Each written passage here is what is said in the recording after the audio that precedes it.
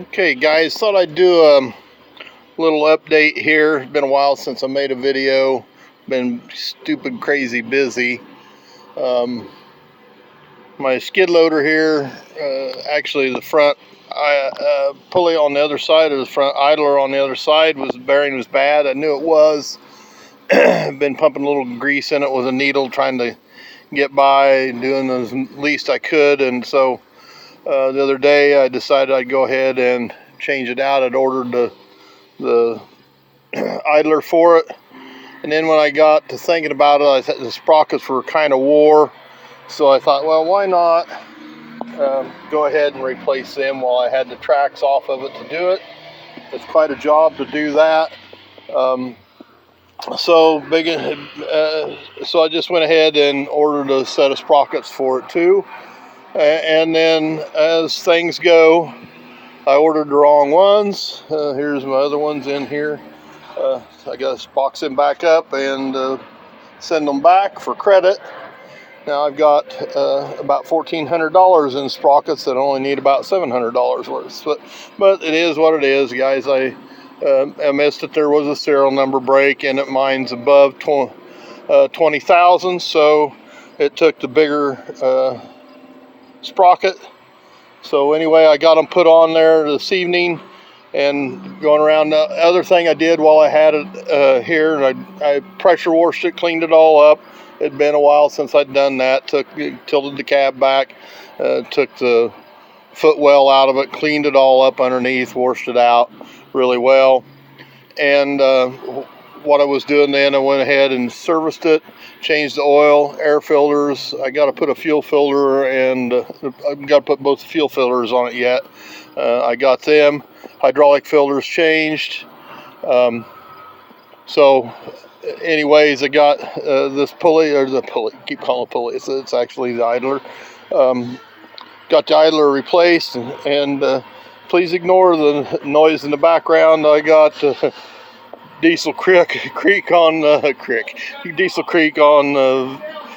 TV in the shop there that's going on. So anyway, I thought I'd make a video about this a little bit, have the front idler put on, and then one of the other things to update a little bit, for sure these fasteners that hold these Allen head cap screws that hold the sprockets on are metric, and I didn't have a metric one.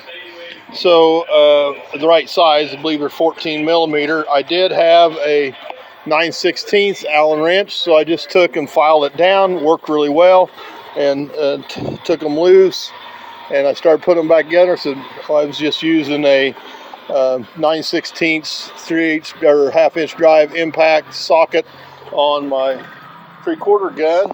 Hammer them back in. Why not go ahead and weld that thing onto a socket of its own, and so I'd have it ready to go. So I did that a while ago, and about halfway through, voila, I split the old, I believe it's an SK socket, in half, and you can tell my weld burned into the hardened part of the Allen wrench. So now I've got to go ahead and grind this off the rest of the way and use it in my original state with the 9/16 deep socket to finish tighten up all the fasteners on this here and get it tight.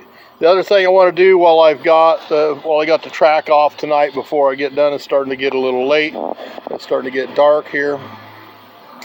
One of the things I do, if you notice the little marks in the head of my planetaries there, I marked that the drain is at the bottom on both sides, and so I'm going to go ahead and drain the oil out of the planetaries and change those out.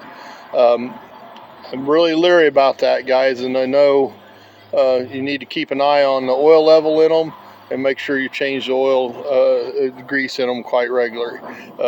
It is a pretty crucial factor, and you want to be careful about them. I know a couple times I've froze it up. I'm a little leery about putting that big of a load on it when it's froze up. What happens, dirt and mud, it gets back behind that sprocket and then it freezes. That was one of the reasons for my trying to get my shop back here in the back where I can put it in inside overnight and keep it warm enough it doesn't freeze up. I've had it, like I said, I've had it froze up a few times. You really clean and get the mud and crap out from underneath of it. Snow doesn't seem to be as bad. You can get the snow dug out of there pretty easy. You know, it's kind of even sometimes kind of slushy because the final drives are kind of warm. You can get that mostly out of there, but when you get that old gummy old thick mud, and I use this to chore with in the wintertime. The last couple of years I need to get my other project truck done, so I don't use this loader as much in the wintertime, although it is really pretty handy machine. But anyway, you want to be extra careful about overloading the planetaries because you can split those things wide open. They're not meant for that at all. And like I said, it just does what happens, the dirt gets built up behind the sprocket in here, and then it freezes up and doesn't let it come loose. Normally I found when it does that, if I just take I got a propane salamander and take a couple pieces of cardboard, lay up around it and let it run a little bit, it'll fall right out. It doesn't take about 10 minutes aside. It really doesn't take too much, but you don't want to try rocking it. Normally I'll try it once. If it doesn't break it loose, I'll say, well, that's enough. You're going to break things.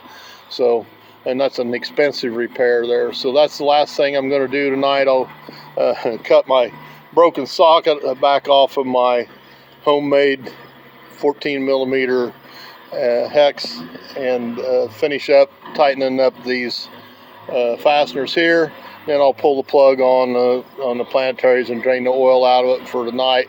And tomorrow I can go ahead and put oil back in and get it ready to go. And then all we got to do is get the tracks back on it. I do have Chandler Hopkins come and help me pull the tracks off. That guy is handier than a pocket on your underwear, boys. I can tell you what, that guy can do anything.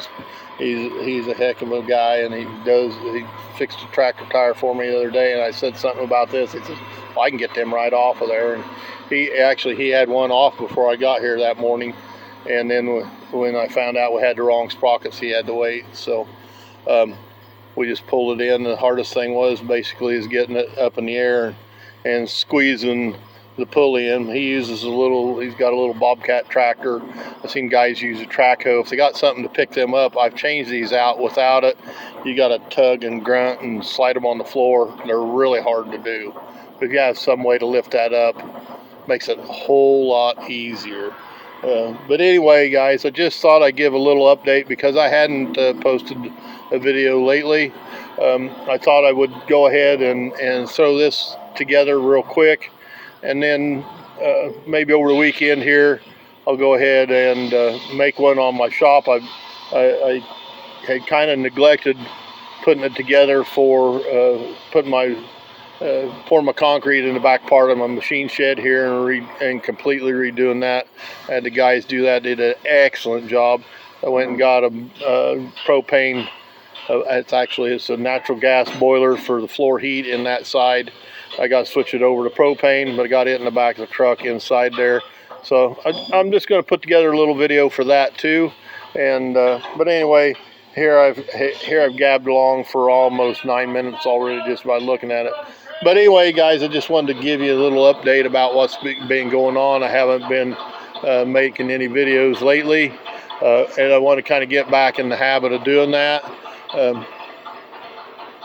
Sounds like a pretty noisy caterpillar on there. That's another thing I got to do. Got to start it starts cooling off here a little bit, where I can stand to sit in the seat and run it during the day. I've got a lot of dozer work to do, so we'll make some dozer videos. Going to crush a couple cars with a dozer one of these days. Definitely want to make sure we get that done. That sounds that'll get everybody enthused about watching that video. So, but anyway, that's kind of where I'm at today, and I thought I'd finish up here with that. So have a good day, everybody, and we'll see you later. Thanks.